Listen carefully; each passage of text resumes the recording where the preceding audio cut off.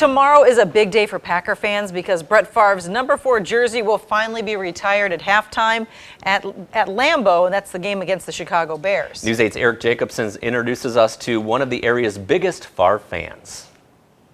As they say, it was a love that began at first sight. I just knew from watching him after a couple games that this guy was going to be huge. And from those moments nearly 24 years ago, Brenda Raisbeck has followed the ups Jumping up and down, and I was crying, and I was so happy for him. and the downs I was actually in mourning. I actually sat and cried. of Brett Favre's storied career. I followed Brett. Where Brett went, I went. And like any good admirer, Brenda has a few mementos of the famed number 4. There's so many pictures that I had to actually put some down on the floor. A very cool bowling ball, the TV guides that he was on. And if Favre wore that jersey, you can bet Brenda owns it. This side is the Jets and the Vikings. I've got Pro Bowl jerseys. This one is actually signed. I've got one that's Atlanta, Green Bay, New York, and Minnesota. They call it the 4-pack. But her love for Brett is not confined to just a room. I knew that when I got a tattoo,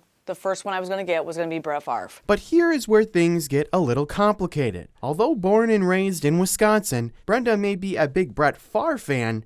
She's just not that into the green and gold. Dallas Cowboys. I have been since I was 8 years old. Her love for the blue and silver runs deep, so much so that her son has a special name. When I was probably a young teen, I said if I ever have a son, I'm going to name him Dallas.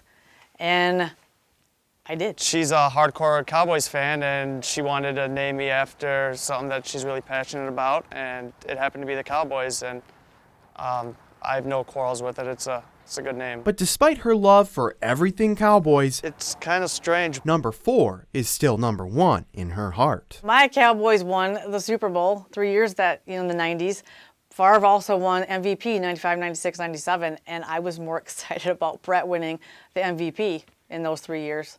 I cheered on Brett. And while Brenda isn't able to attend Thursday's retirement ceremony at Lambeau Field, she knows Packer Nation have plenty to be thankful for. I'm going to be sitting there with my Kleenex in hand. I'm going to be crying. I already know that I will. And the fact that it's being done on Thanksgiving, to me, that's just saying, that's a great day to do it, because to be thankful for what Brett did for the Packers. In Alaska, Eric Jacobson, News 8.